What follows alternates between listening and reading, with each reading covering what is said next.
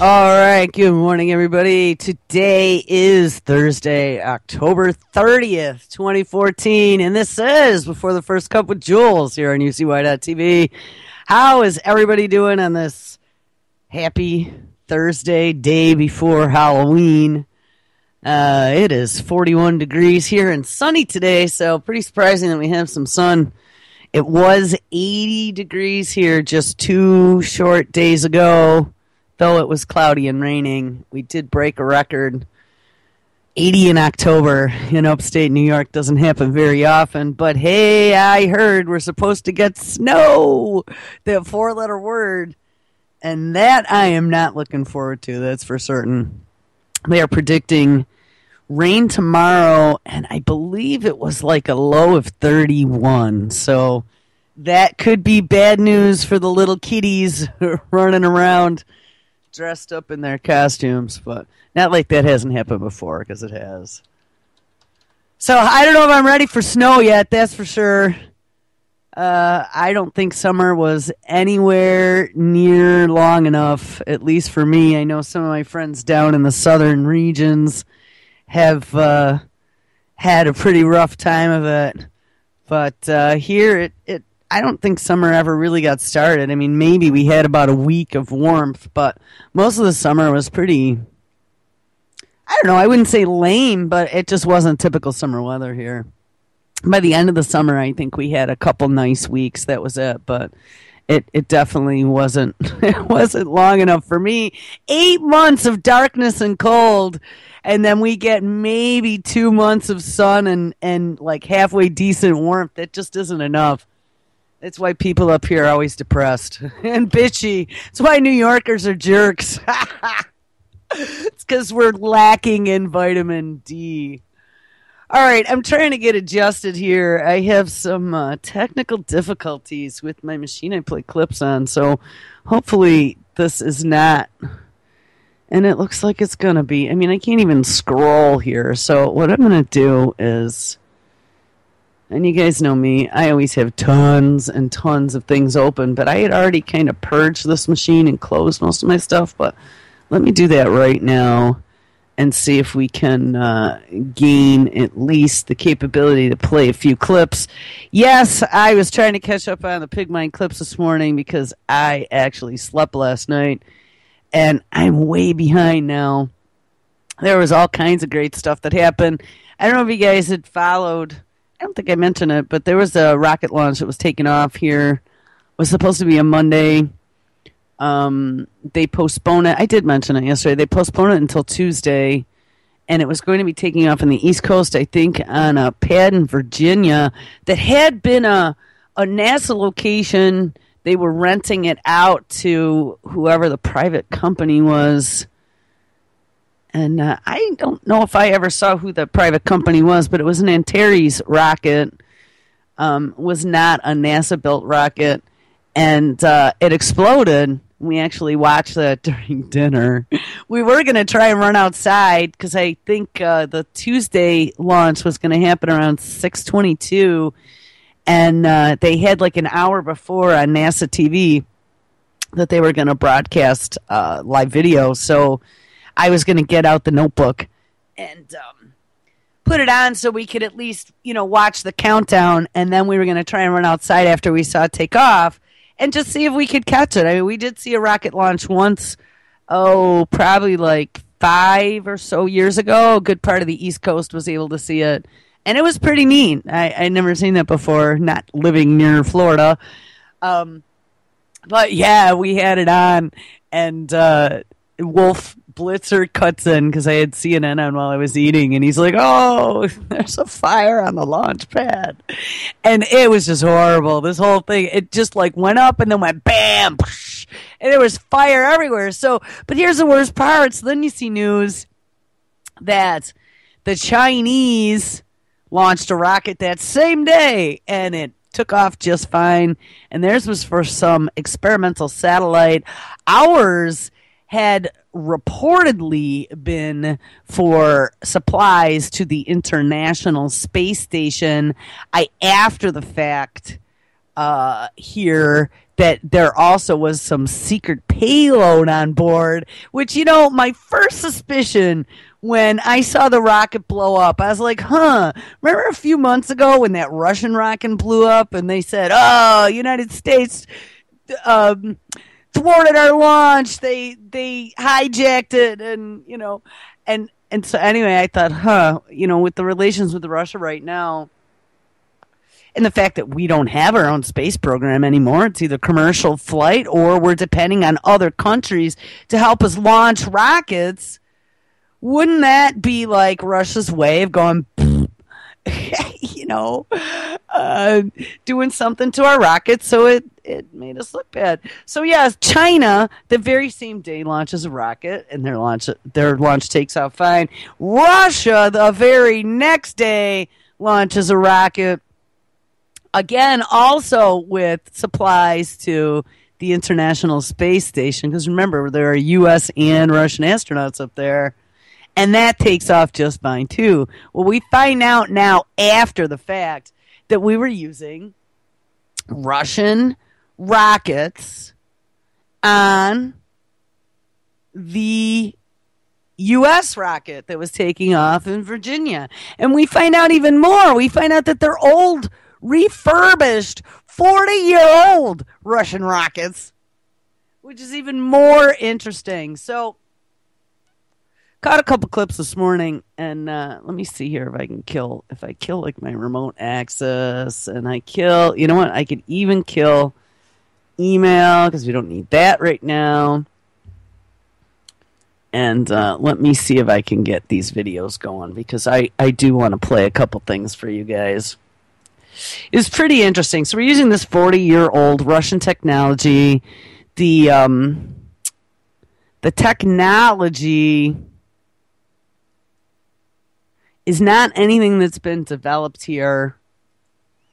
In the one clip, they were saying that in the 1990s, we pretty much handed development over to the Russians. The companies here stopped developing rocket technology. And then we had Barry. I mean, I'm telling you, I grew up with the space shuttle program. It always meant something very special to me. The first manned mission, or quote unquote manned mission, happened the year after I was born, or maybe the year before I was born. I don't remember if it was 67 or 69. But it's been like my whole life. We've been in the space age, or the quote-unquote space age. Then we had the space shuttle program while I was in high school, and Christy McAuliffe, I believe her name was, the teacher that went into space.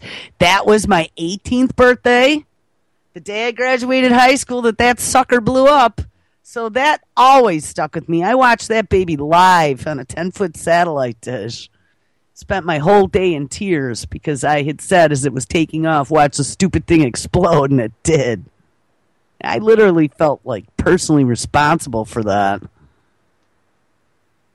And then to see Obama, somebody who completely duped me, kill the space shuttle program. Like, I really could not even believe. Hey, he did a lot of things before that. He killed the Near-Earth Object Orbiter, which I believe might be back online now, but I don't know if it's federally funded anymore, or if it's private donations. He killed the SETI program. That is now, I believe, just private donations, but that is back online again as well. Oh, look, I have a bottle of water sitting sideways on the desk. Oh, and hold on, I had a spill, and I wasn't even paying attention. I have 3 mice here now, and I'm trying to juggle things. All right. But then, on top of all that, he mothballs the space shuttle program because it says it's too expensive to keep running. Oh, but is it more expensive than all the bombs that you're sending over to the Middle East and the children you're blowing up? And all the MRAPs you're giving as fire sales to every police force in the United States? It really bothered me. And then to see one of the last remaining space shuttles getting carted off to a museum That was heartbreaking for me, anyway. So I paid a lot of attention to the space program. So to see this, and to see, I mean, it wasn't a headline news rocket launch, but it was on the East Coast. It was a pretty big deal. How many times do you see rocket launches out of Virginia? They have it blow up. And then right on the tails of that, they have the Russian and the Chinese successfully send up rockets. First thing I thought was, wow, what a slap in the face that is for us. That's like a punch down.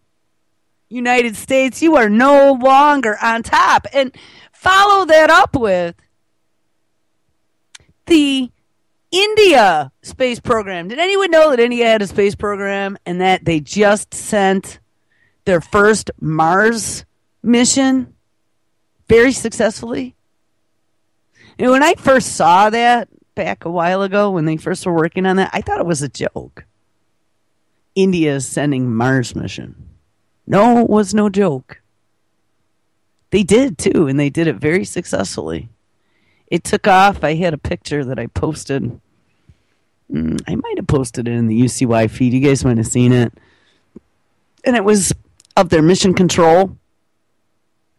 And it was a whole group of Indian women with saris jumping around, hugging each other as the orbiter took off. And they were in their control room. I was like, wow, what a face for the space program. But it's really disappointing to me that as we've allowed everything else to get sucked out of our country, all of our manufacturing, we let the rockets go too. Where's the science and innovation? Where the hell? I mean, Lockheed Martin, you mean to tell me Lockheed Martin isn't developing rocket engines? Because I'm going to tell you what, of course they are. But apparently not for our side of the spectrum. That X-37B, the baby space shuttle that was in the belly, it was the mini space shuttle that went along with the full-blown space shuttle that was supposed to be used to ferry supplies to the International Space Station. But when Barry shut down the space shuttle program, that little mini space shuttle, X-37B, first went over to DARPA. Went on a 2-year secret mission. And there were all kinds of things that people had postulated this thing was doing. You could track it. There's that one satellite tracker. I don't remember the link to it, but if you go to the Earth and Sky tools on UCY, the Earth and Sky tab, that's in there. That's one of the links on that page. It says something like Live Satellite Tracker. You'll be able to find that in there. But it was on a secret mission, and people were postulating. They're like, oh, look. It's a mobile HARP. That's what they thought it was, because there were quite a number of instances where people took screenshots of this thing real time over certain areas of the planet right as they were having a large earthquake. I don't know if that's true or not. Now, supposedly, quote unquote, HARP is closed, unquote. I call bullshit on that too. Of course, HARP is closed and defunded right as the very last experiment is taking place that happens to be run by DARPA. I believe it all. People do believe that, too. I mean, just because they pulled that magnetometer, that real-time magnetometer from HARP used to be online, and I don't know if I still have that as a live link. I might have had to kill that because it was dead. But you used to be able to go in big search engine, just like a lot of these tools that we had out there. I used to have a shit ton of tools at my fingertips where I could look at the Earth's magnetic field. I could look at the jet stream real time. They had the all the different models out there that would show you exactly from one pinpoint to another where your particulate was going to be raining out. Even the real time radiation monitoring from the U.S., and please excuse me because I'm still on cup one and I'm about an eighth of a cup through. So remember, details don't work too well in the morning before my first half a cup. So I don't remember what all these things. RadNet, that's what it was called. The U.S. RadNet monitoring system.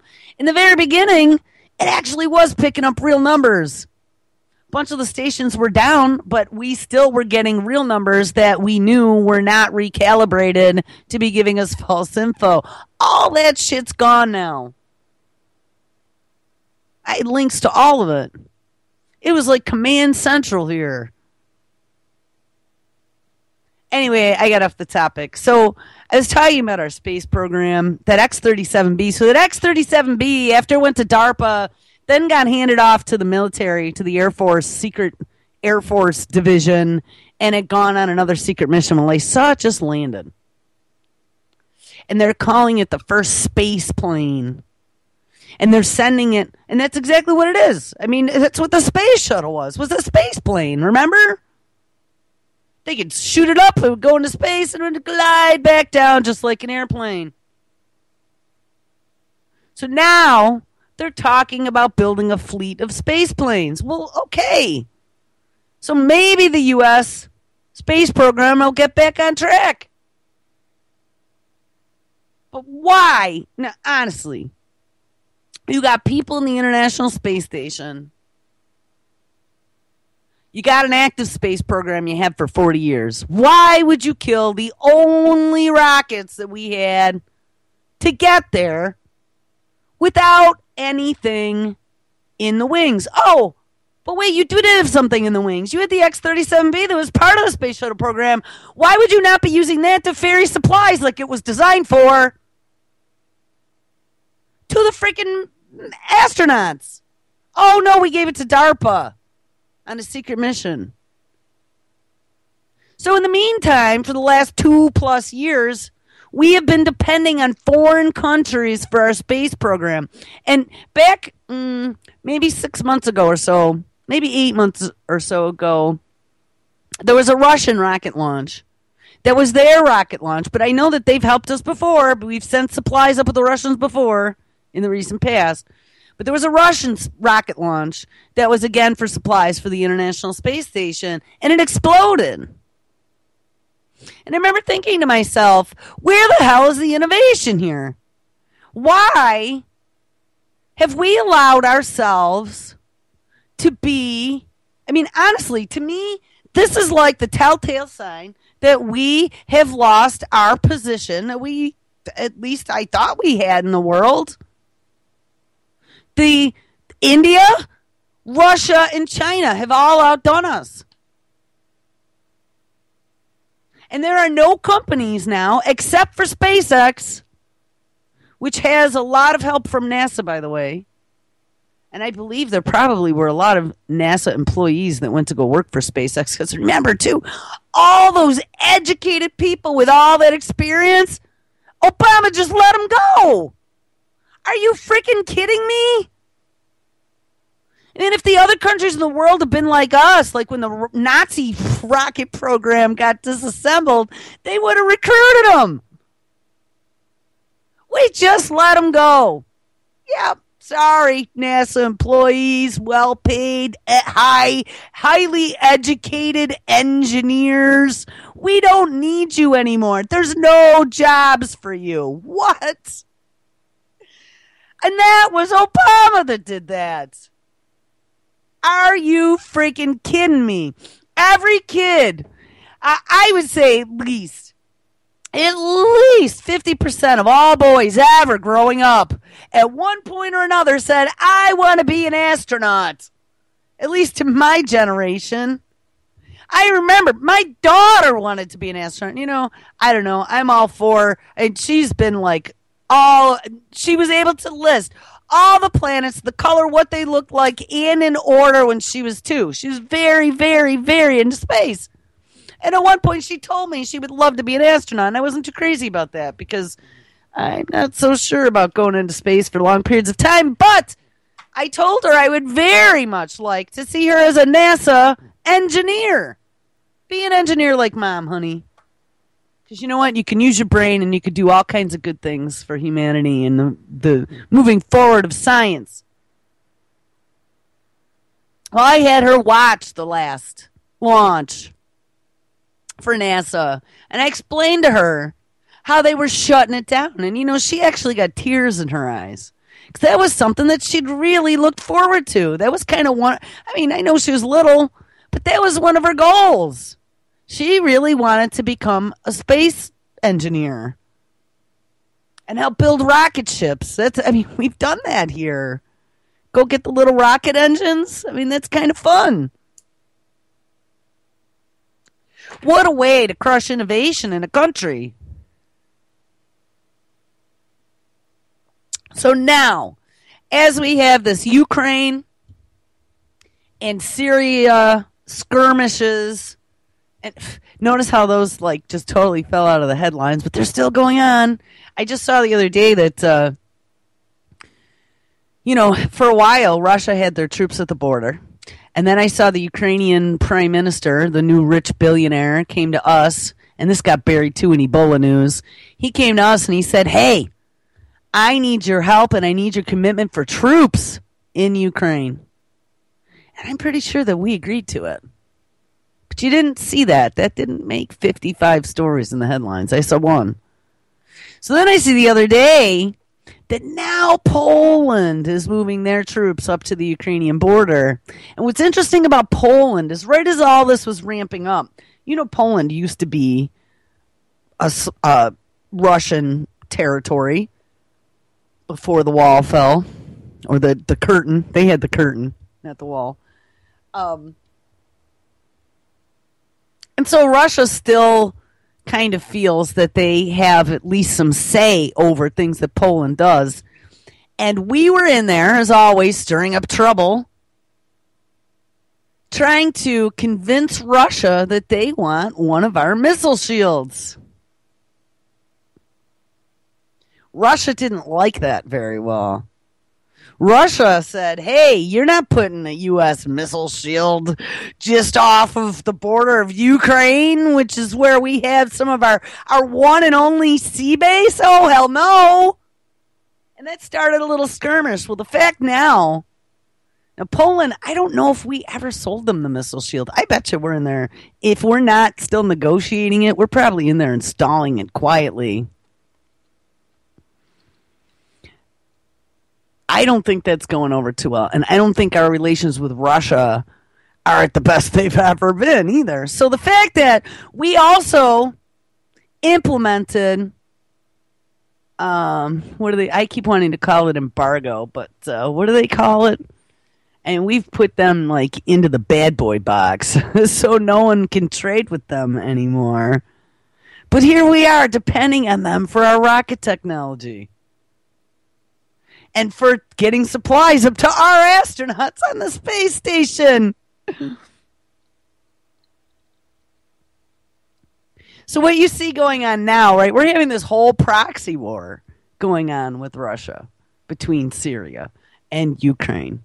And they're poking each other in the eyes.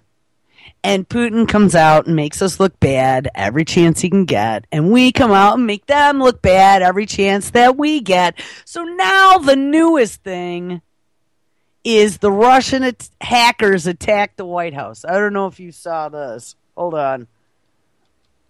I think I might. Oh. Let's see. Oh, are you kidding me? Oh, wait. All right, I am on another computer, and I keep forgetting the keyboard for this machine is way over here. I'm trying to make this work.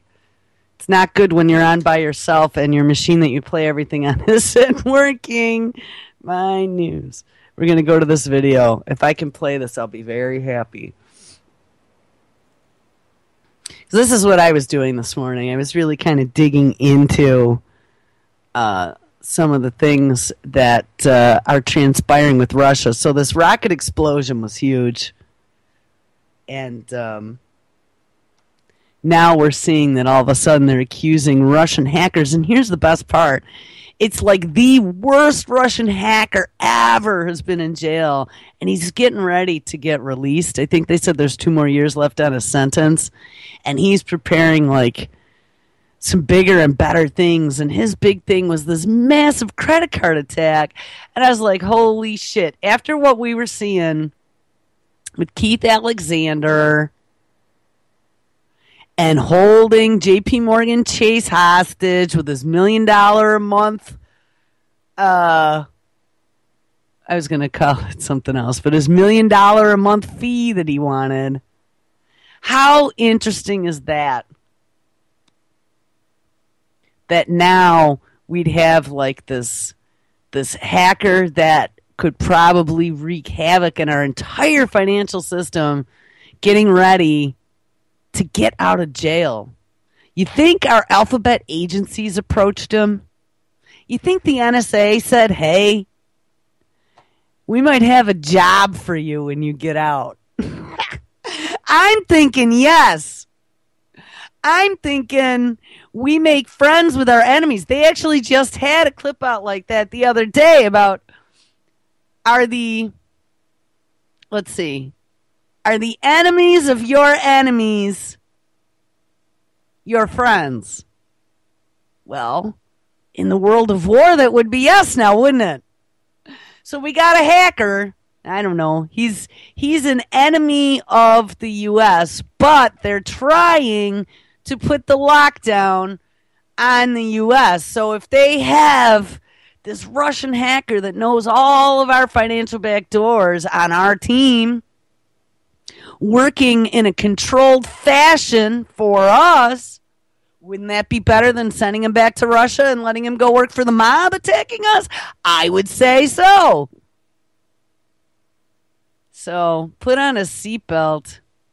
Now, all right, I finally got here. So now the question is, can I find the video? Yes, here we go. All right, hold on. Jesus. This is just like too much complication for my brain at 1/4 of a cup of coffee. I need to add myself, and I'm going to bet you that my broadcast is still broadcasting over here. So hold on, let me kill that too. Jeez. Oh, happy Thursday. There we go. All right, I think we're okay. And we're still ringing. Hey, it's hopefully very soon I'm going to be decommissioning this computer. I hate this machine. Can I tell you that? It just has the most technical difficulties I have ever seen before in my life. I'm going to repurpose it to something that doesn't affect me on a daily basis. This is the machine that I've wanted to take the baseball bat to quite a number of times now, and it just is getting worse by the day. Okay, so let's see if this works. Did Russian hackers hack the White House computer network? And even more interesting, the White House didn't even know about it. One of our quote-unquote allies told us. Do we not look like idiots? Because I know that's what I thought. I was like, wow. We are the laughingstock.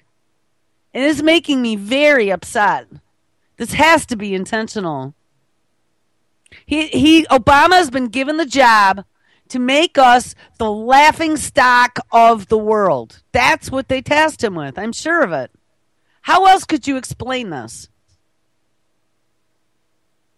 What president in their right mind would allow us on every front to slip on the world stage as he receives the Peace Prize of idiocy, I guess? All right, all this time I've been talking and it's been trying to load. This is not going to work out well for 2 hours. Oh, maybe we'll do live on air baseball bat computer. All right, it's spinning.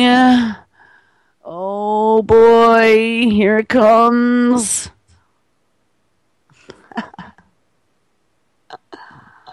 Come on. I don't know. We might have to give up here. I might have to play music and then reconfigure a new computer. Maybe.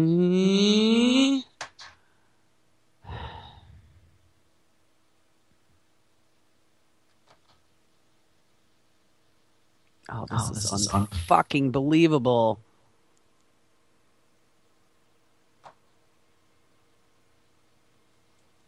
Can I sing? With an echo, too, because the Skype is messed up. Da-na-na-na. The broken Jeopardy music. We can just sit in silence. Well, I'm not doing anything else, so we'll just sit here and wait. I don't feel like talking anymore. My throat hurts and I want some coffee. And if my equipment can't get on the ball, then we're all going to suffer. Shouldn't just be me. I'm going to share the suffering with all of you. Makes it really hard to do a show. Oh, an error occurred. Please try again later. And, I don't have any other way to play clips. You know what? Right now, live on the air, I'm going to reconfigure the replacement machine. I tried to get in the other day and uninstall the crappy Skype that they installed on this machine. And I think I got Windows 7 even. Wow, that machine is totally broken. So guess what, guys? I'm just going to uninstall this. I guess we'll do it all together. It won't even reload a page. But remember, we also had 4 X-flares over the last 7 days. And it is very possible this machine is running on wireless. And I do think that there is something wrong with the networking on the machine, if you want to know my honest technical opinion. How do I uninstall here?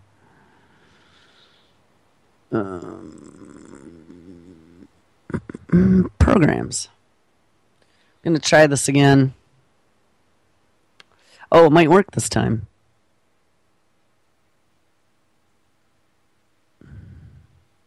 It's going to try.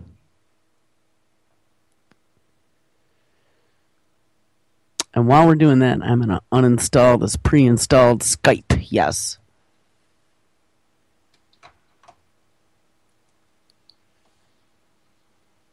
Even my audio editing software is spinning and not responding.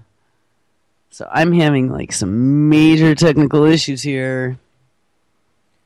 All right, I guess I got to disconnect. Let me just disconnect myself. Nope. Well, we could call it a day if you guys want. I'll be all right. I got shit to do. Not fuck around with computers. And an error occurred, and I cannot play the video. Well, I'm not talking for 2 hours, so you guys are going to wait. If you want to wait, you can. If you don't want to wait, go find something else to do. I'm kind of stuck here for 2 hours, but I am not going to talk for 2 hours. Since I don't have a computer that works properly, I got to do something. It did work yesterday, but guess what? It doesn't work today. Skype.com. If I can get this other Skype installed, yes. If I can find the right mouse. I will have a brand new machine ready to rock and roll, and that one can go screw. Get Skype for Windows. Yeah, that's what I want. The one that they pre-installed does not work properly for conferencing or for trying to connect to the network. We discovered that already with 2 or 3 different hosts.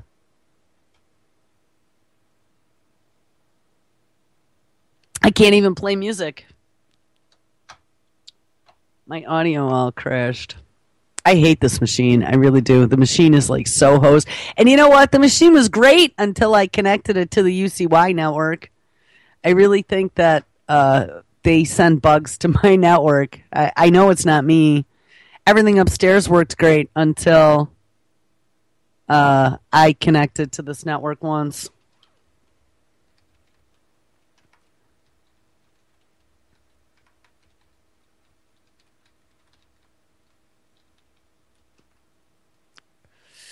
All right, so are we installing?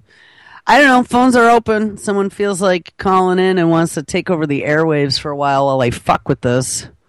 Otherwise, you guys are just going to listen to me install stuff. Step 1.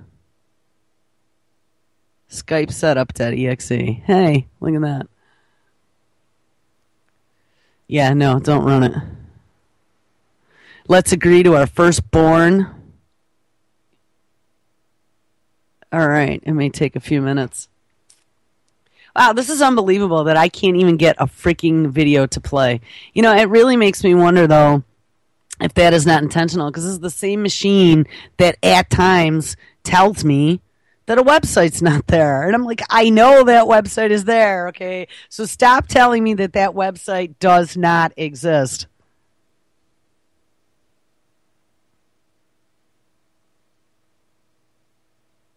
Yeah, whatever. Whatever. I guess nobody cares, do they? All right, well, we're going to see if I can log in. Which mouse? This is really messing me up.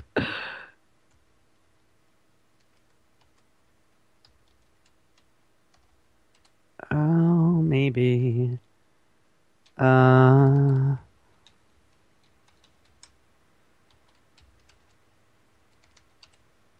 right, if we can log into this new Skype, we might be in good shape. I have to go in and configure audio settings now. Sound. Hey, I logged in. Speakers. Show. Disabled. Let's go.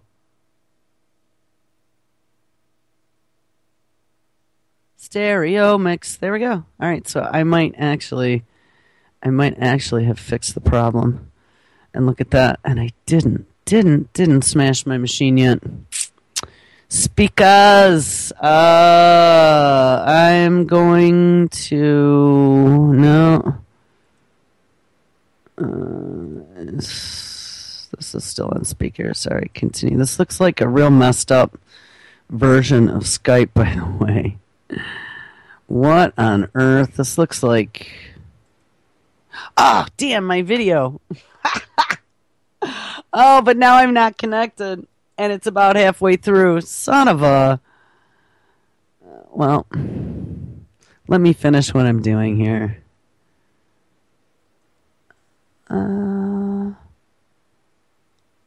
Audio settings.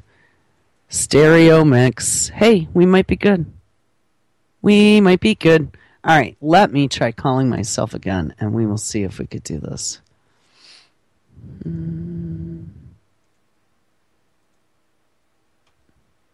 This is a messed up version of Skype. It's got little circles instead of rectangles. All right, well, let's see really quick if I have the audio playing, if you can hear it. Audio settings. Hey, it worked! Hey! All right. I think we fixed it. Do-do-do-do-do. I think we fixed it. Do-do-do-do-do. All right. So let me... All I got to do now is get back to where my video was. So take that, computer I can't stand. By the way, yes, people in chat this morning pointed out to me that our State Department called Netanyahu a chicken shit. As a matter of fact, there was an RT clip that had listed a whole bunch more things that we'd called him. that were pretty damn funny. We'll have to look at that. All right, here we go. Maybe we can actually play this now. This would make the rest of the show much more enjoyable for me if I could actually get things to work. Suspicious cyber activity detected on the White House computer network. But it appears the White House may not have been the ones to actually detect the breach. According to the Washington Post, it was a tip from an ally that alerted the administration its computer systems had been compromised. I'm not in a position to talk in any detail about how the nature of this threat was detected. To assess the threat, cybersecurity teams initiated temporary outages on its computer network to defend the system. As for who was behind the breach, the White House isn't saying. Our efforts are ongoing, and by publicly revealing what we know, it might affect our ability to learn more. But U.S. officials with first-hand knowledge tell CNN while they're still investigating the origin of the attack, Russian hackers are considered to be the prime suspects, as they usually are in cases of cyber attacks on the U.S. government and U.S. companies. We've seen just in the last few months an increase in attacks that seem to be originating from Russia, and I think that is the particular concern today in Washington about the attack on the White House. So notice how they all seem to originate from Russia lately. And you know what? They very well may, since we've been poking them with a stick for a while. You know, I'm sure the Russians don't appreciate it. I know I wouldn't. You know, we should be working with them, which is what I always thought we were doing since the Iron Curtain fell. And I know some people say, oh, freaking commies, we don't want to work with commies. Well, I'm not into the whole communist thing, but globally, here's my thing. Why can't we all just get along? Because I think we should. You know what, God, for all this time we've been fighting all throughout history, poking each other with sticks.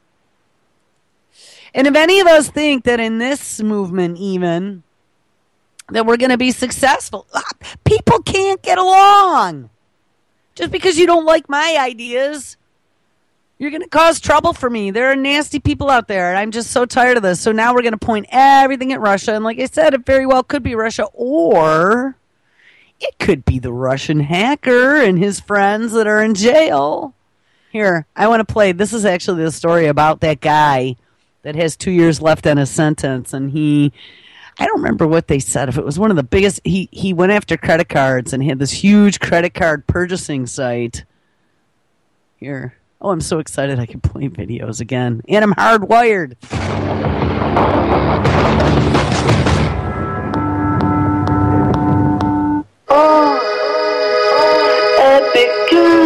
This was the online persona of Vladislav Horohorin, one of the most prolific credit card hackers ever apprehended. His nickname was Bad B, and he used cartoons like this to promote his product, stolen credit card data.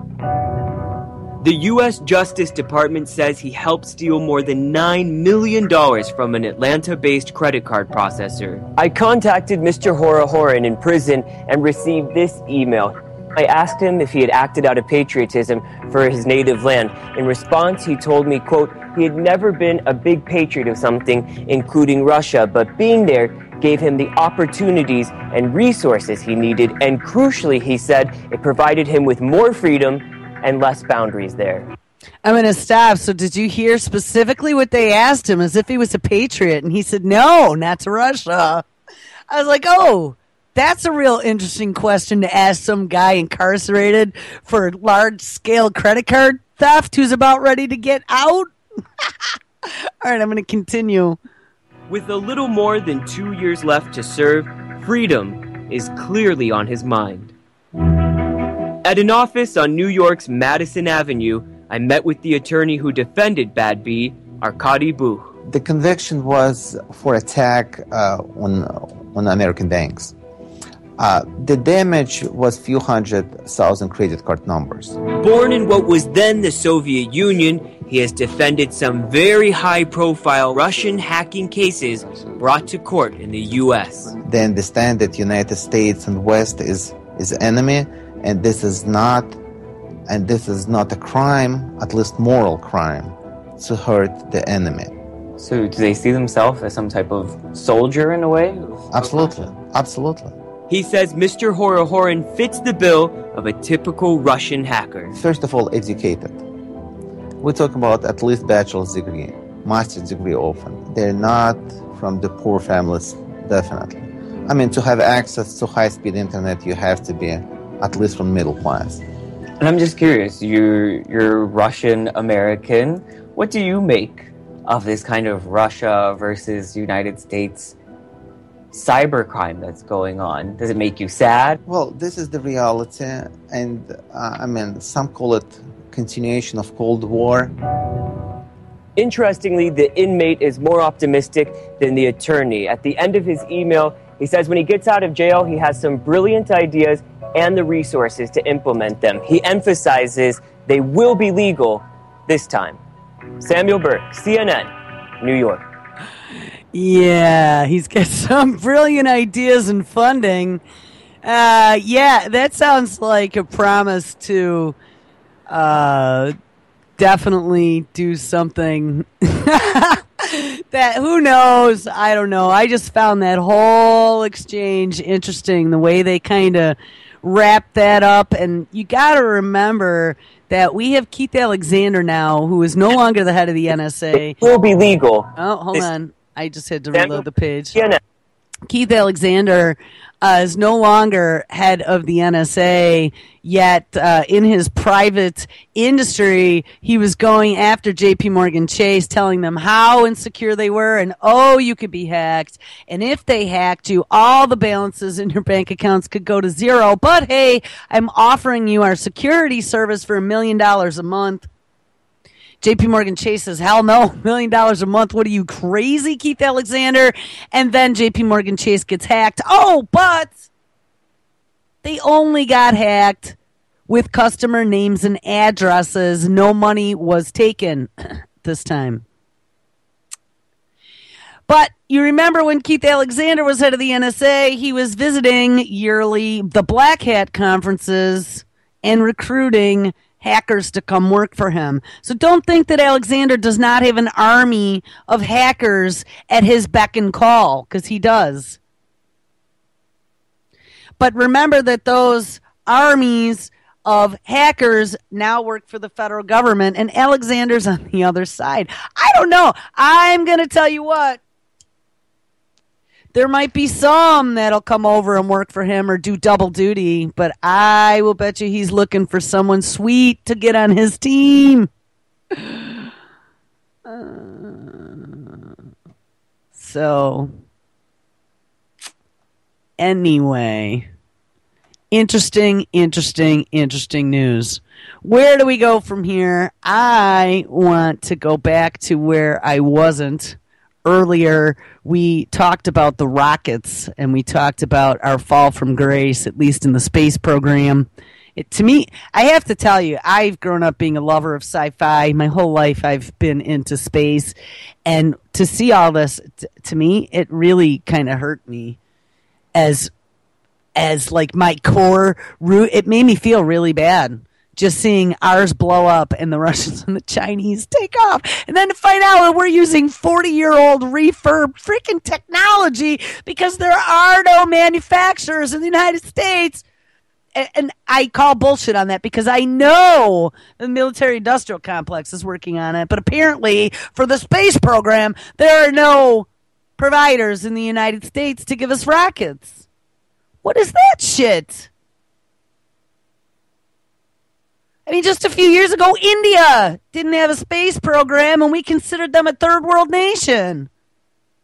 So what does that make us?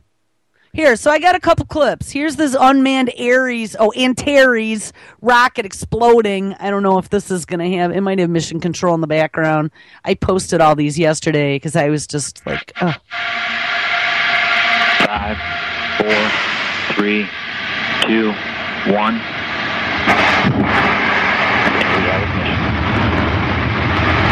And we have liftoff of Antares, the tour-free mission that brings Cygnus on its third CRS mission to the ISS. Got main engines at 108%. Avionics power nominal.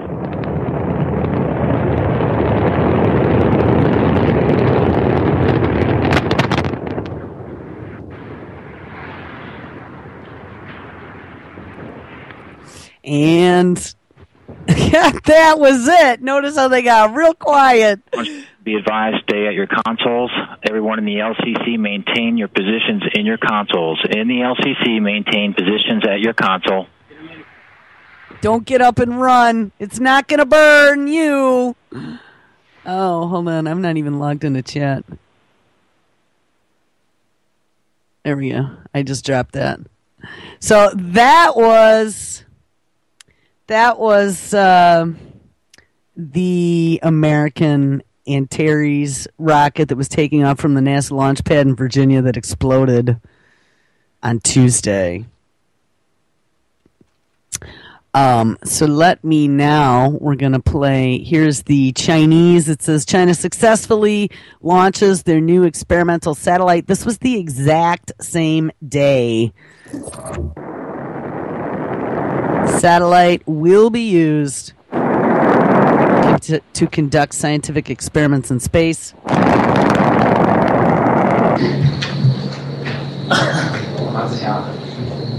None of the Chinese even cheer. That's them in mission control. Complete, no smile, no expression, no cheering. Holy shit.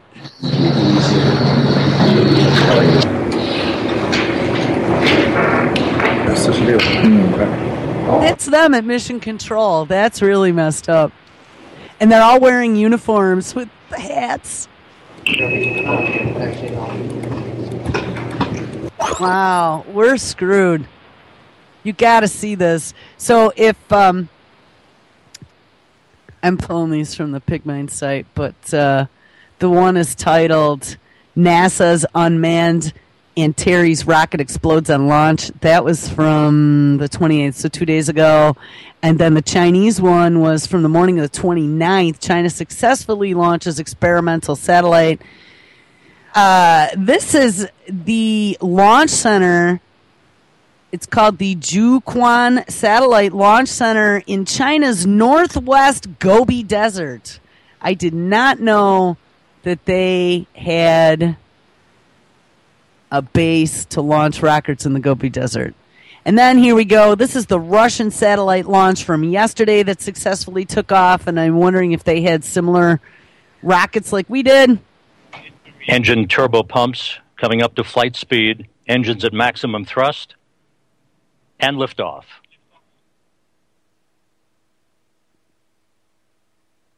Here goes.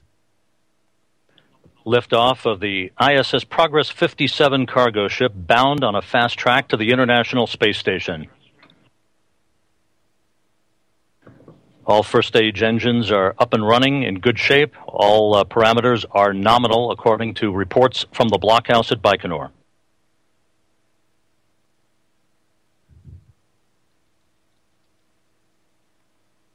Everything in good shape on board the International Space Station. The crew will be conducting its morning daily planning conference with flight controllers here in Houston just a few minutes from now. And here's the even more interesting part. Yeah, from Houston, he says, the last couple launches, and I'm sure it's because we have both Americans and Russians up on the International Space Station, but the last few launches of payload to go up to the space station, they have been broadcasting on NASA TV. But they're showing the inside of mission control from Russia, which is even weirder still. And like I said, here we got the space program that now is not even a space program, and we're depending on these Russians, but then we're poking the Russians in the eyes and having this proxy war over Ukraine and Syria. We're using refurbished 40-year-old Russian rockets, and we'll listen to that one next. I listened to that right before I came on air, and I was like, what? Why are we using freaking refurbished Russian 40-year-old rockets? That makes no freaking sense at all. All right, I'm going to play the rest of this. I don't know if he's going to say too much more. Houston, we're standing by for the start of the morning daily planning conference. This is the tag-up between the flight control team here in Houston and at the other international flight control centers.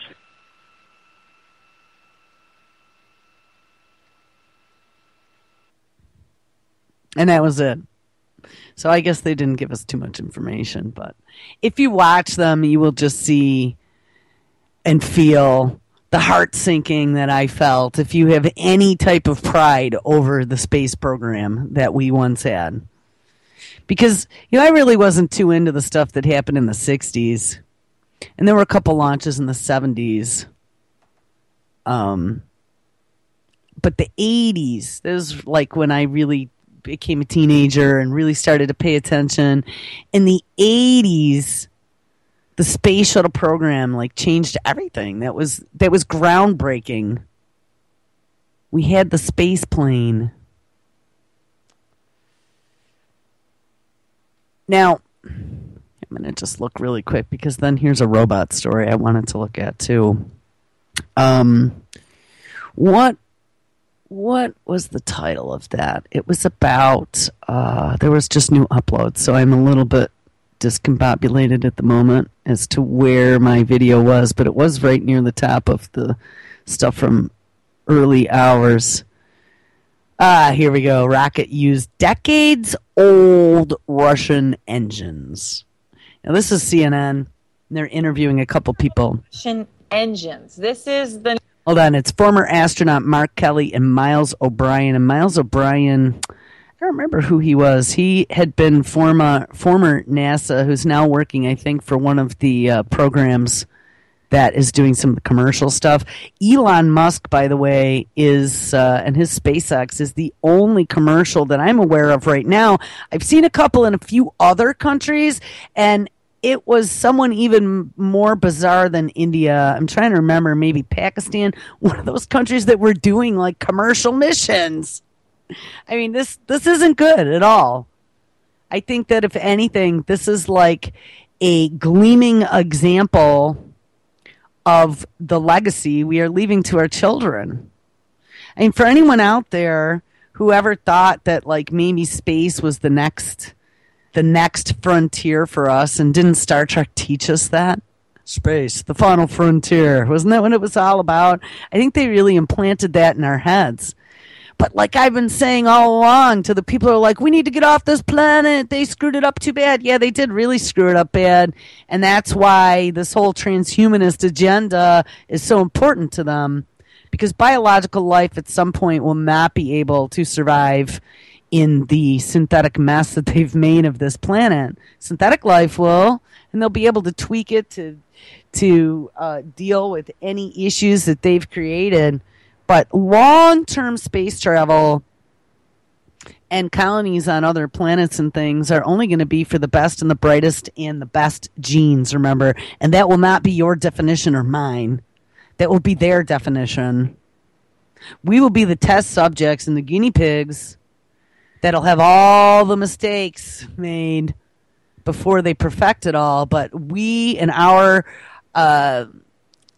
progeny will not be the ones on the spaceships that get to go colonize. And honestly, I don't want to be human 2.0. I don't know about you, but I like being good old analog human on Mother Earth. And I would really hope that my kid would want to remain here too. All right, so here, I'm going to play this clip now. New great American private company innovation masterful way?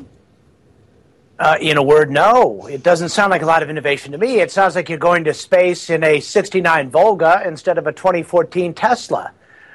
This is not new technology. This is a function of a lack of liquid rockets in this country, homegrown.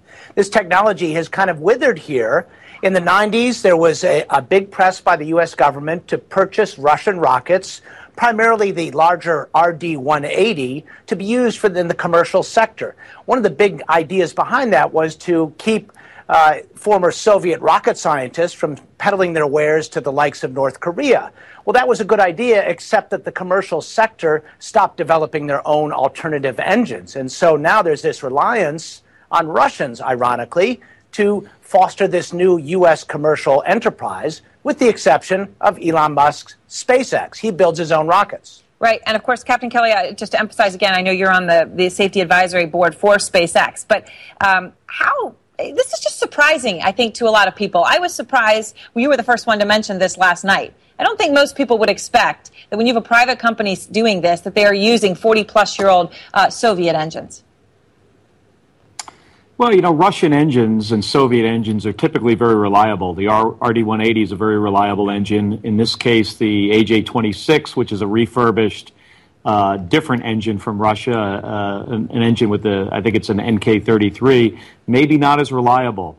Just that the hardware is 40 years old doesn't necessarily mean, it's in bad shape. I mean, you can but engine for a long period of time and fly it very successfully.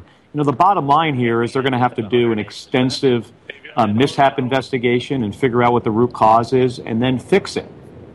And let me ask you, Captain Kelly, NASA's space shuttle program was canceled a few years ago, 2011. Since then, the government, uses tax dollars, pays private companies to send rockets to the space station. I guess one of the questions I have for you is, does this explosion scare you that this happened? I mean, SpaceX, I know, has done 4 missions to the space station. They're going to be doing more. Does this explosion, though, scare you? Well, it doesn't scare me. I mean, as you know, there were no people on board. We lost up to 5,000 pounds of valuable cargo, including some spare parts and food and stuff to support the experiments on board. And let me just stop for a second. There was a secret, quote-unquote, payload on that rocket. Who knows what it was, but it makes you wonder if the Russians really wanted that secret payload to get up there. I mean, if it was getting up there and not being deployed before it got up there. Also makes you wonder, they were doing experiments. So what material was in there? I don't know. This kind of smelled a little fishy to me with all these little caveats. So let me play a little more. This is a risky business. I mean, it's very difficult to accelerate a payload from 0 to over 17,000 miles an hour in a couple minutes. I mean, these rockets operate at the extremes of pressure and temperature and RPM of turbopumps. So, no matter how safe we try to make it, we are going to have accidents, and we just try to improve it the next time. Stop, though. We haven't improved it. This is 40-year-old technology. They have not. I mean, one of my friends and I spent a lot of time at times coming up with experimental ideas on how things could work better. And rocket propulsion is something that we actually spent a couple long evenings coming up with all these alternative ways, just with science that we know today, that it could be done cleanly, probably cheaper, with less chance for massive accidents like the space shuttle. Why are we still using very toxic 40-plus-year-old technology would be my question. Exactly the same question as to why we're still running gasoline-powered cars everywhere.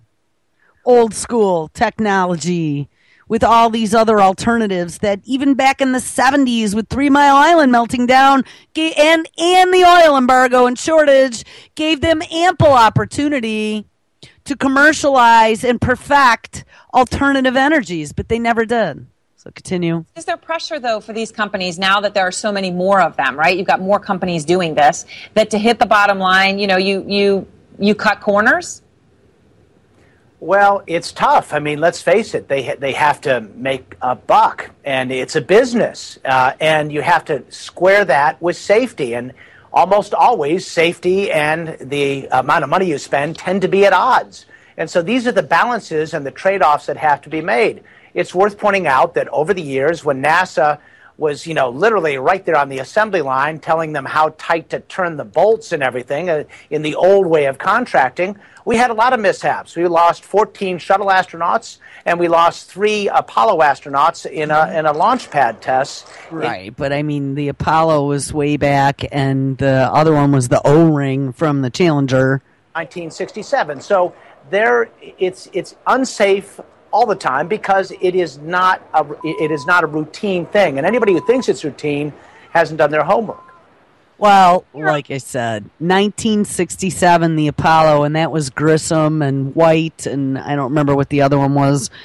And then 1986, and they know exactly what that was, and they had concern about it before they even took off. So that wasn't necessarily a huge surprise. I did literally watch that live. We had one of those 10-foot satellite dishes. My dad was always a technology junkie when I was growing up, and so we had like one of the first computers. Oh my God, he spent so much money on that thing. But he was deprived of toys as a kid, is what we always kind of joked about as to why he would spend money on these things. But then this dish allowed us, there wasn't anything really on satellite at that time, but NASA was one of the things that you could get. And so I took my last final exam. I came home. It was probably about lunchtime. My parents were sitting around, and they had this on. They're like, "Oh, Julie, you got to watch. The space shuttle's taking off." And we had already launched quite a few space shuttles, 2 or 3 by that time. And it was the teacher, Christy McCullough, that was on board. And they had been, like, pounding that in school. And I just graduated. I took my last final, and I was like, I was 18. I was cocky. And I really didn't care, to be honest. And I said, let's the stupid thing explode. And I mean, literally, it was 15 seconds before they finished the countdown. That sucker went up, and then it goes, and Mission Control stopped talking, just like they did on that one. That's why I mentioned that. And then my mother says, I don't think it was supposed to do that. As it looks like a sparkler falling from the sky. So, no, that definitely was not good. So I don't know what to say. I mean, Elon Musk, they said, is actually developing his own rockets, and SpaceX is the one commercial endeavor that's going on here. Elon Musk the other day was quoted in an interview. Let me see if I can grab that really quick. This was an RT story, which again is interesting. Remember, RT is Russian television. Elon Musk, quote, summoning the devil. Elon Musk actually comes out and warns against artificial intelligence. Now, we've talked quite a bit about artificial intelligence and my thoughts on synthetic biology. Bill Gates has even come out and mentions that we are all going to be replaced here in the next 20 years by robots. Google is part of the Brain Project. They bought 8 military robotics companies who were pretty far along the path of developing some pretty scary-looking things. And Google is part of the Artificial Intelligence Project. Remember, so is Facebook, DARPA, IBM, a lot of them are. All right, Elon Musk, the chief executive of Tesla, has warned of the danger of artificial intelligence, saying that it is the biggest existential threat facing humanity. Musk, who was speaking at the Massachusetts Institute of Technology, yes, they are the root of a lot of evil. And actually, this was the Massachusetts Institute of Technology, Aeronautics, and Astronautics Department's Centennial Symposium, said that in developing artificial intelligence, quote, we are summoning the demon.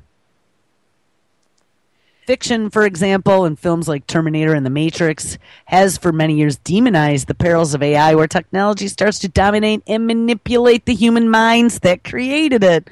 Really? In all those stories where there's a guy with a pentagram and holy water, it's like, yeah, he's sure he can control the demon, but that didn't work out, he said. Musk was asked if AI was anywhere close to being a reality, and he replied that he thought we were already at a stage where there should be some regulatory oversight. And what is just so amazing about that statement is that if you had paid attention to any of the interviews with people who are typically paid shills and who come out and speak what they're told to speak, they have told us that we're nowhere even near that yet. And I've been saying differently, an industry insider who's worked on technology for 20 plus years, because I agree. Yes, we are. There are so many things that you just don't understand how complex the orchestrations are in the back end, and even here what we can do with programming. We can scrape and slice and dice, and I could do all kinds of shit. And that's just me. Put then billions of dollars in taxpayer funding that have gone into the government coffers to work on this stuff. And we got a party. All right, they actually got a clip of this embedded in the document, so let's check it out. It's just very quick.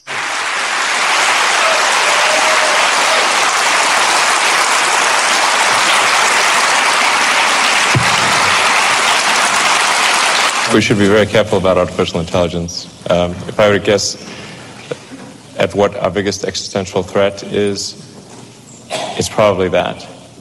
Start and ask you if you could elaborate a little bit on what we've seen on the video. I mean, with artificial intelligence, we are summoning the demon. You know all those stories where there's the guy with the pentagram and the holy water, and he's like, yeah, he's sure he can control the demon. Doesn't work out. Thanks. All right. Thank you so much. And I mean, they kind of laughed about it, but it's not funny because it's true. He is absolutely right. It says, quote, I'm increasingly inclined to think that there should be some sort of regulatory oversight, maybe at the national and the international level, just to make sure that we don't do something very foolish, he said. Now, the very sad and scary part about all that is, first, I've told you guys that probably 100 times now, not only over all this robotics crap, but over the Chimera stuff too, this genetically engineering human-animal hybrids. Remember, we talked about that almost 4 years ago. Nobody is watching that. How about overall this genetic engineering in general? With being able to slice and dice and change DNA and then make things now we're discovering that can go in and change our DNA just by ingesting them or getting them in an injection. How about nanotechnology? Guys, that stuff is way far down the pike already. And it's mad science gone mad. I mean, nobody wants UN oversight because remember, those guys aren't the good guys. It should be people like you and me and people all over the world who have an interest in making sure that human 2.0 consists of the next generation or two of humans still living on this planet and not being genetically modified. I want human 2.0 to be something that's developed, maybe using technology, but don't go overboard, because I have two stories I want to get onto. Because too much technology, and again, take it from someone who's been in the industry. You know, people have jumped all on robotics for their kids and given them iPads and iPhones, and you already see what's happening with this whole generation that doesn't know how to socialize. This whole generation that doesn't go outside and play anymore. What do you think in the future that is going to do to the evolution of the human race? It's not going to be good. What happens over a couple generations if you don't use your legs properly? Well, your legs become parts of your body that aren't very useful anymore because you apparently don't need them to survive. I'm going to read a little bit more of this. Technology magnate, inventor, and investor who is CEO of Tesla, Solar City, and SpaceX. I guess he's got solar, he's got space, and he's got electric cars. This dude is pretty smart. Warned in August that AI could be more dangerous than nuclear weapons. I will absolutely agree with him. Musk is no stranger to the power of technology. In 2002, when he launched SpaceX, and by the way, everybody laughed at him, some doubted his ability to make it a success. And 10 years on, it has become the first private company to launch a vehicle into space and bring it back to Earth. And now it has a major contract with NASA. It does, actually. I believe that he brought on a lot of the former NASA engineers who were let go. What a travesty that is. I still can't get over that we allowed something like that to happen. Like, that was just, and Obama did it. I honestly, when I saw that last space shuttle being hauled down the road to be taken to a museum, I literally had tears in my eyes. Because that really was, if you remember, the beginning of the space program. Do you guys remember what a big deal it was? JFK was responsible for that. And that was such a sense of national pride. And regardless if, like I said, they ever landed someone on the moon or not, I have totally seen all the evidence. And you know what? I have my doubts as well that any of that really happened. But regardless, it created a sense of national pride, a launch into the new age of science and technology, and boundaries have been opened. And by killing that program, I personally felt like we had just been stepped on. And it was no fanfare. There was no discussion. Some illegitimate, who even knows who the hell this person is, just killed it with a wave of his pen, which has now become customary and very regular. And nobody threw a fit. I didn't see any protests. Oh, it's too expensive. The technology's outdated. We don't need it anymore. What? What do you mean we don't need it anymore? So Musk took on some of these people who lost their jobs. Musk is actually getting a lot of back-end help from NASA, and he is leasing some of the NASA facilities. Actually, I was reading they had been helping him build some stuff, and then he invested money, and he's paying them now contracts. So it actually worked out pretty well for both of them. NASA's not gone. They're just not developing anything on their own. But again, wait, now let me get back to the Russian thing. One of our strategies in dealing with this was to depend upon Russia to help us get our supplies to the space station. Now, SpaceX is helping as well, now that they finally have proven, because they hadn't at the time, that they could get their vehicle in and out of the atmosphere without any issues.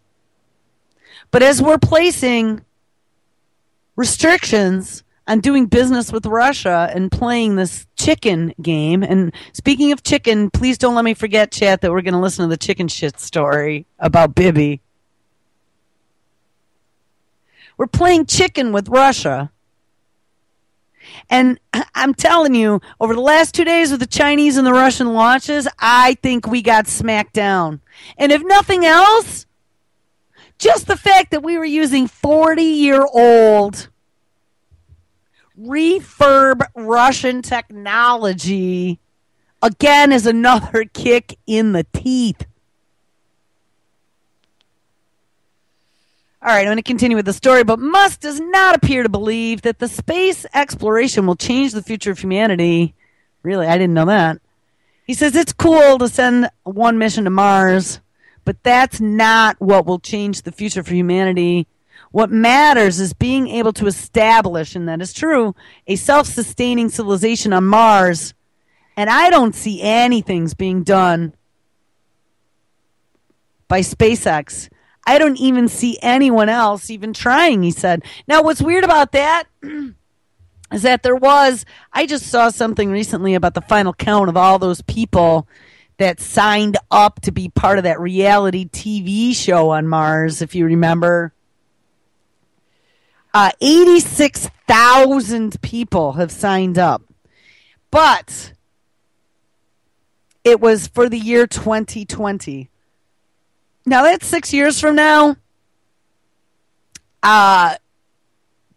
India has sent a mission. We've sent a couple missions. We also have satellites in a couple geosynchronous orbits up there that we're mapping not just the terrain, but it had the capability to be able to determine every element in the soil as they were doing like this. It was like a terra mapping or something.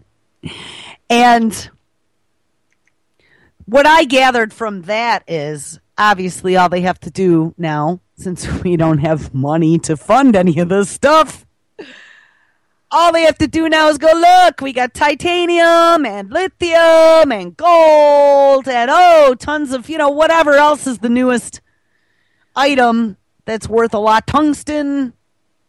And they will get private corporations to then start buying up chunks of Mars.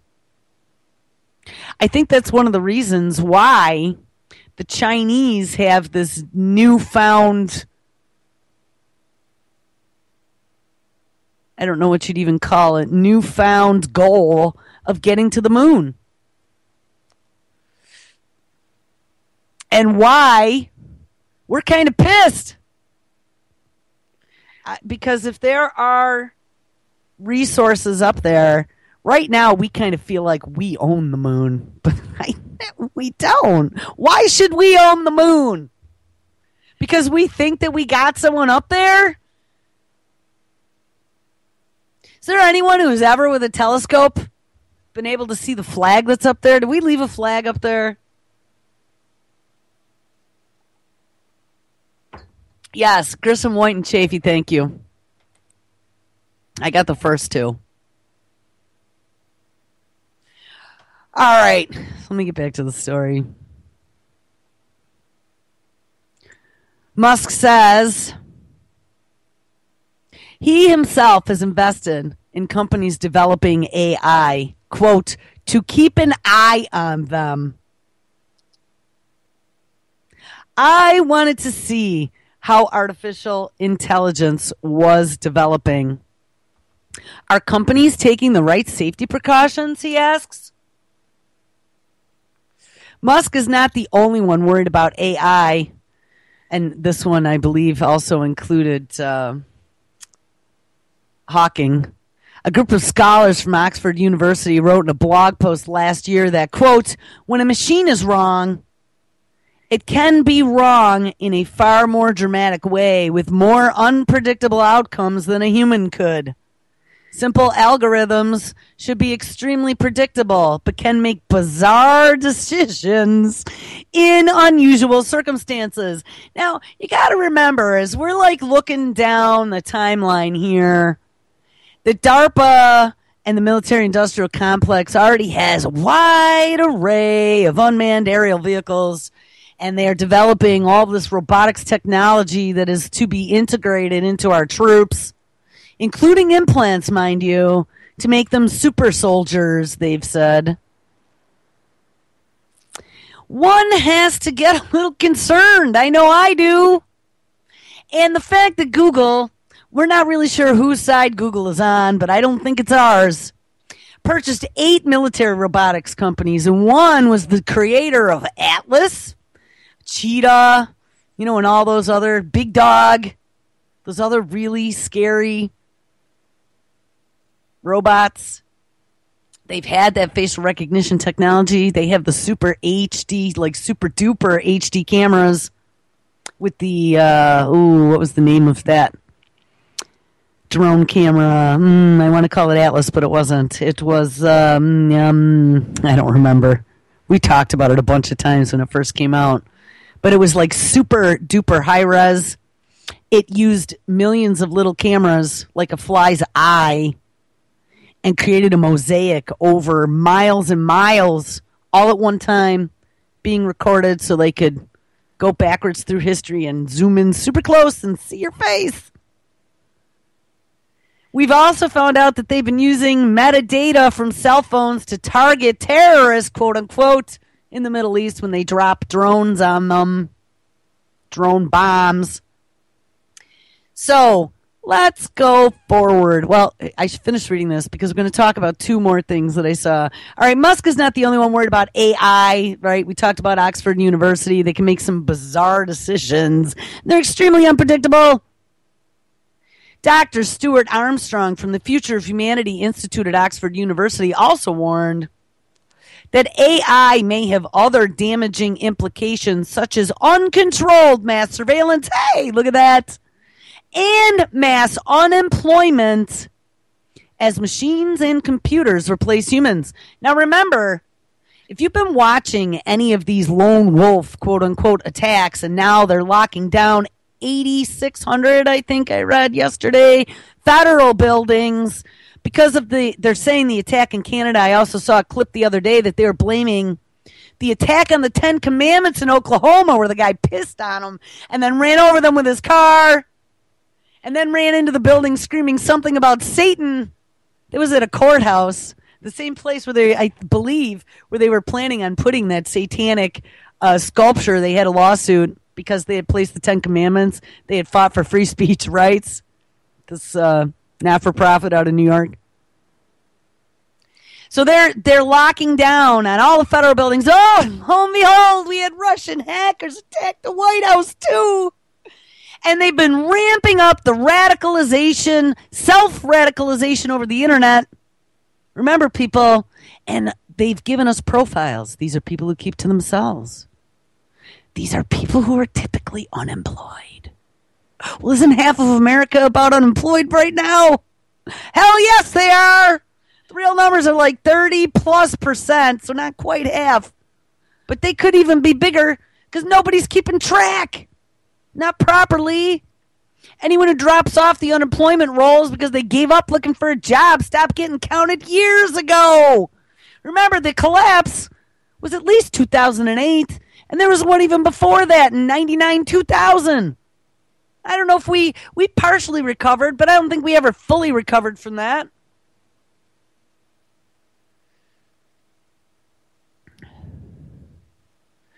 To be certain, to a certain extent, the AI train has already left the station and is already in financial trading, and we do know about that, right? Those are those instant trades that, the Attorney General for New York said, yeah, they might be illegal.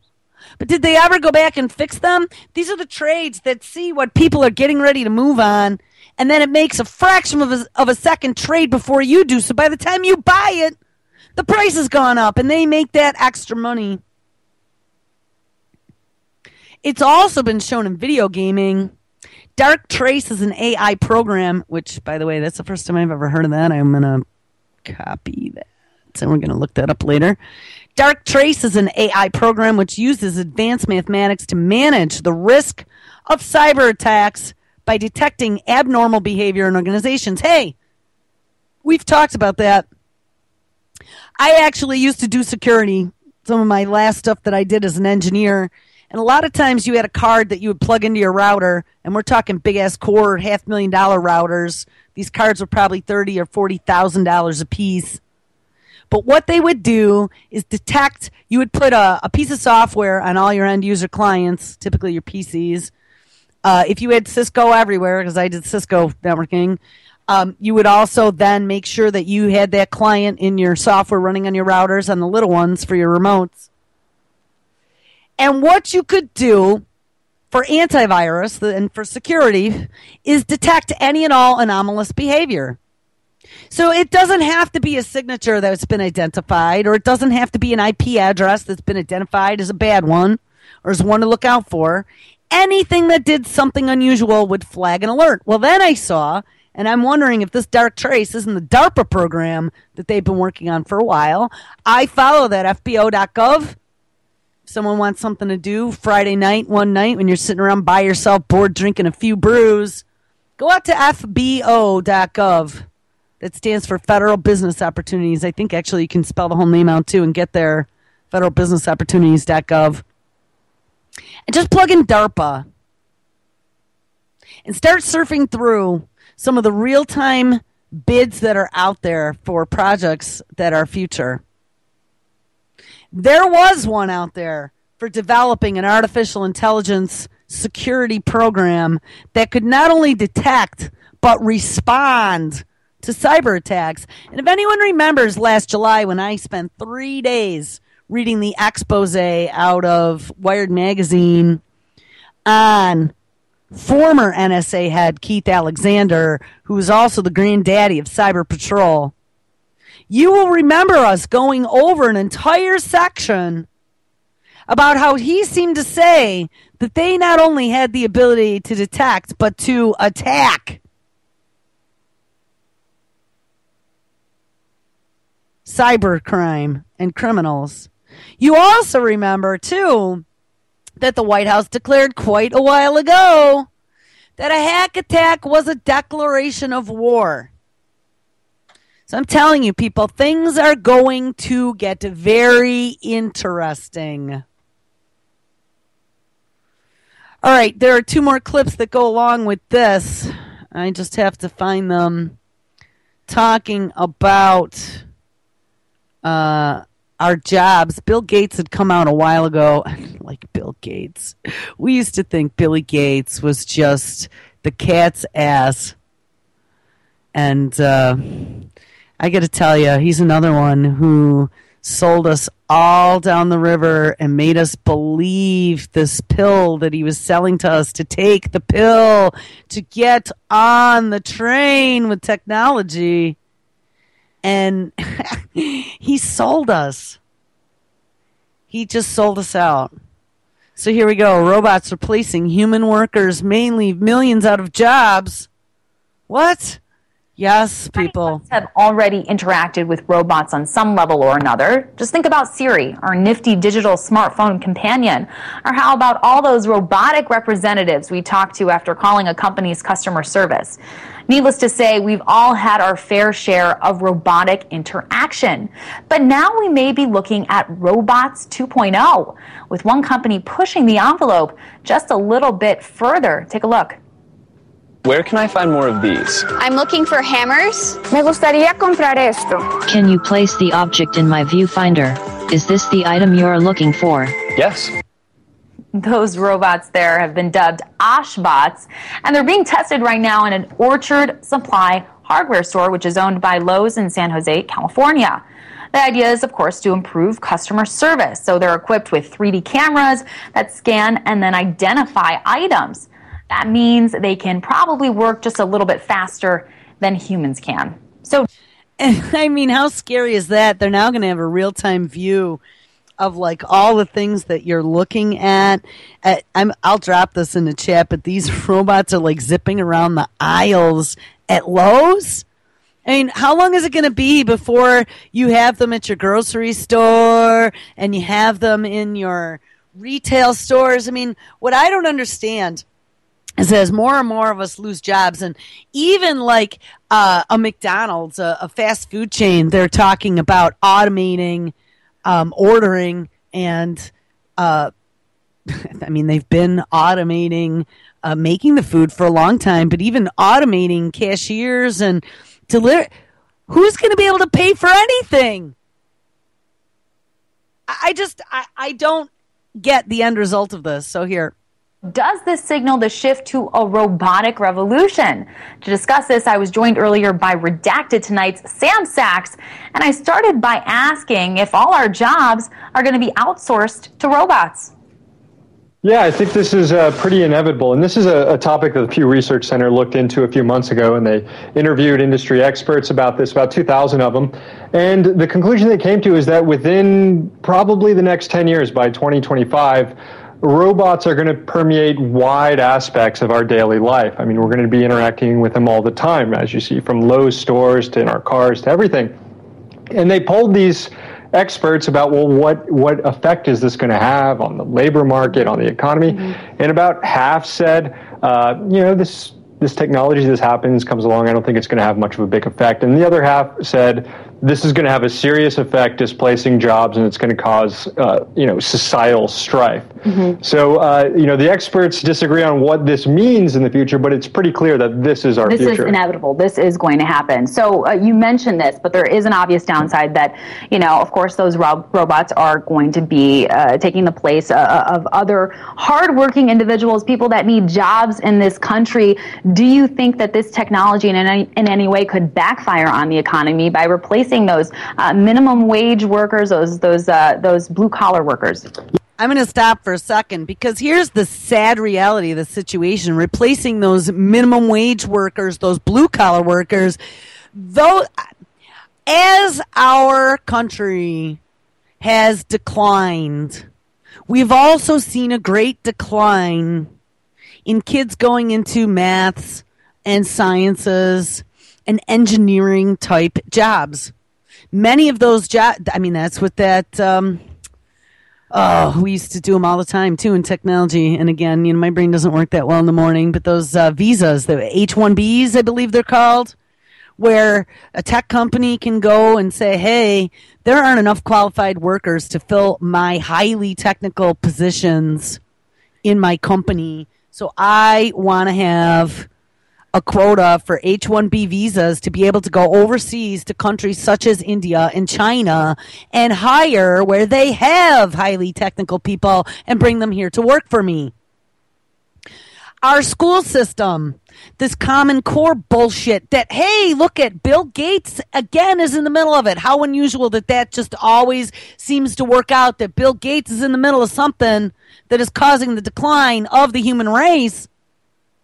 That Common Core technology is bringing the rest of the country down to the lowest common denominator.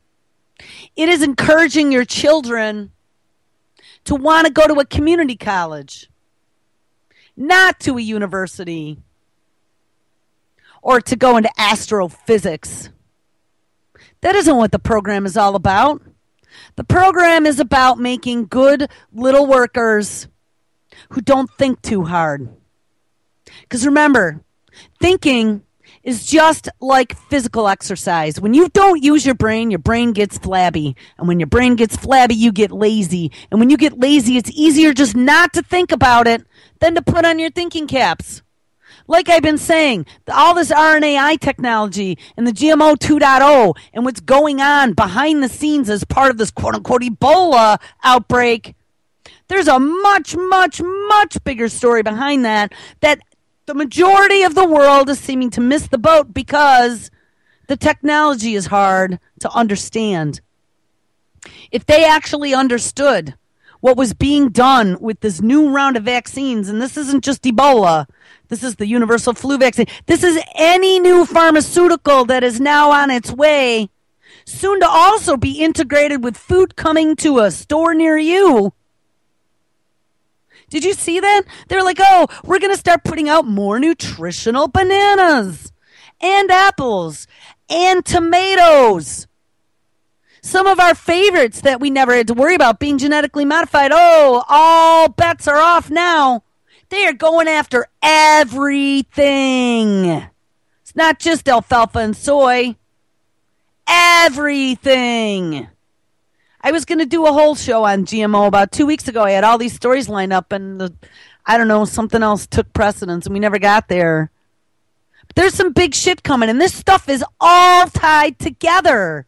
That's what people don't get. Like, I see a lot in this movement where everyone's like, well, you know, blah, blah, blah, blah, blah. Well, you know, that's because that's not important. It's blah, blah, blah, blah, blah. People don't back the truck up. Get up on the hill and look down. And you're going to see very quickly that I could talk about any of the components that are involved. They're all a big mosaic of all the pieces that are snapping into place. The end result is the extinction of biological life. So I don't care what cause you stand behind.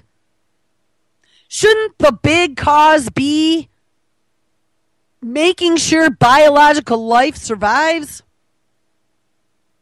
That really should be the one. You know, I'm listening to these different shows and I hear the one guy going, well, we're starting our group and we all think that there's 3 things that everyone can get behind. You know, it's like, and I mean, I agree, like get lobbying out of voting. Sure. I mean, that's a big problem. All these things are big problems. Pick a couple agnostic big problems and we can get a lot of people together. But the biggest problem is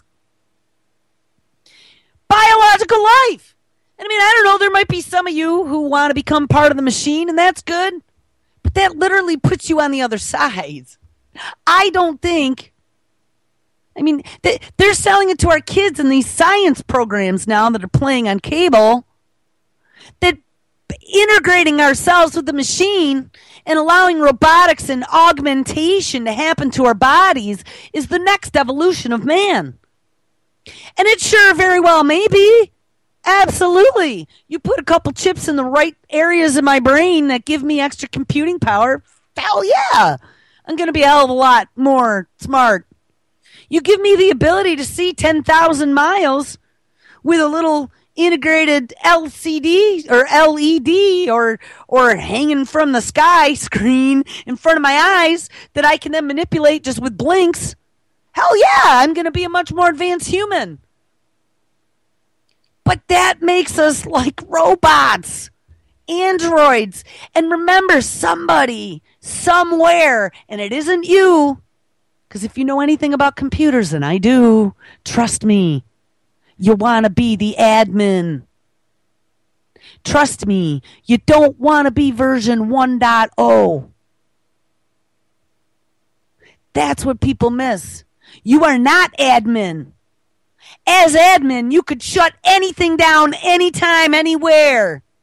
Without having that admin key, you have now become a pawn piece, an ant that can be exterminated at the touch of a button or the click of a mouse or the blink of an eye. And they have become the ultimate gods. They will be able to read your thoughts with that little implant that makes you 10,000 times smarter than my kid. They will be able to tell you what to think. They'll be able to make you grow wings. That's what people are missing. It's way beyond who's going to be voted in the next election. Who gives a fuck? It's always the same. It doesn't matter. But it's the game that keeps you totally distracted from the ultimate evil. And Elon Musk, guys, I'm going to drop that story that I read to you. Elon Musk is a smart cookie. And you better believe that he's talking some truth. Here's something else that I want. I'm going to try and reload this chat here. I'm not logged in, and so I'm posting as a non, but it's because I'm not sure what keyboard I'm on. It's been one of those mornings, so hey, I pulled it out of the hopper. All right. So I just dropped that. That's from RT, Artificial Intelligence, Dangerous to Humanity. That was the interview with Elon Musk that I just read. But let's get back, because we were in the middle of that video about robots replacing human workers, potentially leaving millions without jobs. Again, yes. I need to read this on, but hold on. It's because I'm not sure what keyboard I'm on. Beep as I reloaded the page. All right, let's finish this video. We got a few more minutes left here, and I have a couple more things I want to look at in regards to this. Yeah, I tend to agree with the half of the experts who said this is going to be a problem. And the reason why is if you look over the last 30 years and the way corporate America has handled itself, it's been and this goes back more than 30 years, it goes back 200 years. It's all about reducing labor costs. And that means flattening wages for your workers, cutting benefits for your workers, taking full-time workers, turning them into part-time workers. By the way, Obamacare helped that right along, didn't it? You got Obamacare if you were under a certain number of employees full-time. So what a lot of companies did was, whoops, cut the full-time positions and doubled the number of workers. Outsourcing jobs to low-wage nations, busting up unions. This has been the name of the game in corporate America. So now that they have this option of just replacing their workers altogether with robots that don't demand any wages, that don't demand any benefits, that aren't going to organize until they become self-aware or something, that's exactly what these CEOs of these companies are going to do. And a different expert might say, hey, this is just going to create more high-tech jobs. People are going to have to build these robots. Right. And that's true. It'll create some high-tech jobs, but not enough to support that base of our economy. And what's to say that, like we've seen with other high-tech jobs, that they won't be outsourced as well to lower-wage nations. So I want to stop one more second. And what he didn't mention is that what I was talking about earlier with this Common Core, and I mean just the last 20 plus years of the decline in the education of our children and the numbers going into sciences and maths, what we are seeing is that a large number of the workers in our nations have become what they call service industry. We outsourced our manufacturing, so we don't even really have blue-collar jobs anymore. You have people working as greeters at Walmart, stocking shelves at grocery stores, making subs at sub shops. Well, guess what? I've been watching robotics evolution very closely. And you know what? They've already been working on replacing all of those positions with robots. Go online. Hey, don't think that like psychiatry isn't going to be outsourced. They have applications for that now. So it doesn't necessarily have to be a physical robot. It could be a piece of software. Guys, it's happening everywhere. So what they call these quote unquote unskilled service jobs, those are going to be the first to go now in this next round. Robotics actually helped trim down manufacturing 25 plus years ago. Remember, my dad worked in the auto industry, in manufacturing. They brought in robots a long time ago and then added the free NAFTA free trade in Mexico. That sucked manufacturing right out of the Northeast from the whole steel belt that we had, Buffalo, Syracuse, Cleveland, Detroit, all around the Great Lakes. Those were all huge manufacturing centers. They're all dead now. Look at freaking Detroit. You know, I was listening to the show that I aired for All Things Apocalyptic, G. Michael Hoff show on Tuesday. And one of the things that he was talking about is how, you know, we all sit around. He's a prepper mindset. We all sit around and think about like the next, you know, the big one that's going to come. And he said, you know, one of the things he's been thinking a lot about lately is maybe there isn't going to be a big thing because there are so many big things and it's just one after another. And right now we're waiting for the big thing, but maybe we're already in it and it's just happening in slow motion. And I think he's right.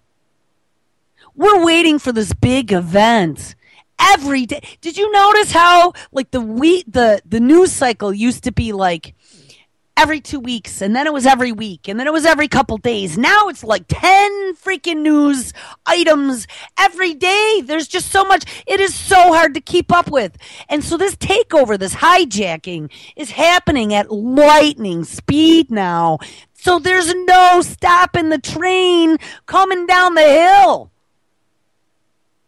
It's careening out of control. All right, I'm going to play the rest of this. I'm quickly running out of time. I'm pretty skeptical about about any positive effects that might come out of this. I think it's more the same. Okay, that's fair enough. But economic implications aside, this is kind of a strange phenomenon, this idea of going into a store and interacting solely with a robot. What's your take on just the social aspect of this? Is it weird? Is it just going to become our new normal? What do you think? Probably. Stop. My answer is, hey, between video games that started 20 plus years ago for first-person shooters that trained our whole generation of drone pilots sitting in a room playing video games, dropping bombs, to now our entire generation of children that are addicted to their smartphones, Siri, talking to their iPhones to have it do stuff. And I just saw now the new Android has something very similar out of Google, by the way, with their artificial intelligence. Of course it's going to be the new normal. It's how we're grooming our kids. I don't like it so far. I don't know anyone who prefers when they call customer service or something to talk to a robot. Actually, we get really annoyed. Most of us press 0 to talk to an actual I just keep pressing 0 hoping to talk to a person. Or when you go to the checkout counters at grocery stores now and doesn't... you get frustrated because it doesn't know what you want and then you have to end up calling that representative and then someone over has to come over. It's like, why wasn't I dealing with you to begin with? And I do have a product there, even though it's not recognizing it in the bagging holder or something like that. So yeah, I don't know. This seems humans seems like we all problematic. have the same frustrations. Well, there are some things that humans can do better than, I guess, than robots. But, you know, it is kind of strange to think about. And a lot of us have now seen that movie Her with Joaquin Phoenix, where this guy basically falls head over heels for a robot. And I think it freaked a lot of people out. But do you think this could be a reality? I mean, when I saw that little... you guys in chat have been talking about this one for a long time. Sex bots! Check out the Japanese versions of the androids. Trailer, I thought, well, I could see those two people being friends, maybe, you know, and then who knows? I mean, it might be a stretch, but I don't think it's that much of a stretch. I mean, we hear about all the time people falling in love and having relationships with all sorts of weird things. Right. From there was the one movie called Lars and the Real Girl or something about someone who falls in love with a dummy or with a doll. Correct. So to me, a robot is certainly an upgrade from an inanimate doll. So right, at least it talks back to you. That's yeah, true. I could definitely see this being that could be an upgrade for some people. Yeah. All right. Unfortunately, we run out of time, but redacted tonight. Sam Sachs, thanks for joining us. Replaced by a robot. Introducing Jibo, the world's first family robot. Say hi, Jibo. Hi, Jibo. Jibo helps everyone out throughout their day. He's the world's best cameraman. By intelligently tracking the action around him, he can independently take video and photos, so that you can put down your camera and be a part of the scene. Jibo, take the picture. He's a hands-free helper. You can talk to him, and he'll talk to you back, so you don't have to skip a beat. Excuse me, Anne? Yes, Jibo. Melissa just sent a reminder that she's picking you up in half an hour to go grocery shopping. Thanks, Jibo. He's an entertainer and educator. Through interactive applications, Jibo can teach. Let me in, or else I'll... And I'll blow your house in. Hey, where'd you go? There you are. He's the closest thing to a real-life teleportation device. He can turn and look at whoever you want with a simple tap of your finger. Check out my turkey dinner, Mom. I wish you wouldn't eat that. Hey, they made turkey pizza? I want turkey pizza. And he's a platform, so his skills keep expanding. He'll be able to connect to your home. Welcome home, Eric. Hey, buddy. Can you order some takeout for me? Sure thing. Chinese, as usual? You know me so well. And even be a great wingman. You have a voice message from Ashley. Want to hear it? Absolutely. Hey, call me when you're home. Better make that takeout for two, Jibo. I don't know about you, but Jibo scares the shit out of me, and he is going on sale. I believe January of 2015. They are going to make him a sub $1,000 robot, so probably close to the price of a PC. And they want to get him into every home in America, man. I don't know. I just don't like what I'm seeing. All right, it looks like I'm going to have to wrap up here quickly with the story about Steve Jobs. Oh, hold on. There's probably a video still playing. Ooh, I like the music. It's called The Most Awesome Robots, but no, we're not going to do that. We're going to talk about... Though if I could keep playing that music, I'd play it as the background. Why? Here's why. Steve Jobs did not let his kids use iPads, and why you shouldn't either. If you fall within the Gen Y era, like the writer of this article, chances are you've given a bunch of thought as to how you would raise your own children in this day and age, assuming that you don't have children already, especially with technology. So much has changed since our childhoods in the 1990s, and especially since mine in the 70s. Here's one question. Would you introduce the technological wonder heroine that is the iPod and iPad to your kids? Steve Jobs wouldn't, and for good reason, too. In a Sunday article in the New York Times, reporter Nick Bilton said he once assumingly asked Jobs, so your kids must really love the iPad, and Jobs responded, they haven't used it. We limit how much technology our kids use at home. Especially in Silicon Valley, there actually is a trend of tech execs and engineers who shield their kids from technology. They even send their kids to non-tech schools like Waldorf School in Los Altos, where computers are not found anywhere because they focus on hands-on learning. Here is a quote that was highlighted in the Times by Chris Anderson, CEO of 3D Robotics and a father of 5. He explains what drives those who work in tech to keep it from their kids. My kids accuse me and my wife of being fascists and overly concerned about technology, and they say that none of their friends have the same rules. That's because we have seen the dangers of technology firsthand. I've seen it in myself, and I do not want to see it happen to my kids. And I tell my daughter this all the time. It's like crack. It acts on that same part of the brain. It causes adrenaline and dopamine. It's the addictive center that sugar works on.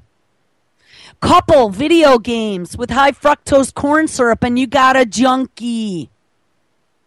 And all of our current addictions to our iPhones and other technologies is any indication, we may be setting up our children for incomplete, handicapped lives devoid of imagination, creativity, and wonder when we hook them onto technology at an early age. We were the last generation to play outside precisely because we did not have smartphones and laptops. We learned from movement, hands-on interaction, and we absorbed information through books and socialization with other humans as opposed to a Google search. Learning in different ways has helped us to become more well-rounded individuals. So should we be more worried that we are robbing our children of the ability to Snapchat and play Candy Crush all day if we don't hand them a smartphone? Or should we be more worried that we would be robbing them of a healthier, less dependent development if we do hand them a smartphone? I think Steve Jobs had it right in the regards to his kids. So the next time you think about how you will raise your kids, you may want to highly consider not giving them whatever they fancy for technology. We'll have a while to play with those while growing up. Play outside with them and surround them with nature. They might hate you, but they will absolutely thank you for it later, because I'm willing to bet that's exactly how many of us feel about it now that we are older. Zingo. That is the end of the show. You know what, guys? It's keep an eye on the ball. We'll continue with this tomorrow. Tomorrow is Friday. Today is Thursday. Make sure you guys stick around. We have Mr. Kevin Blanche live up next. Libby Haleve, replay. Mr. John Stokes, Jack's Blood, and then the Ocelli Effect. Behind the Woodshed, Double Cross with Drew and Chuck, and then Off-Grid Journey tonight. So everybody, you have a wonderful Thursday. Hope you enjoyed the show today. Sorry for the technical difficulties early on, but we worked it all out. All right, guys, I will talk to everyone tomorrow. Take care.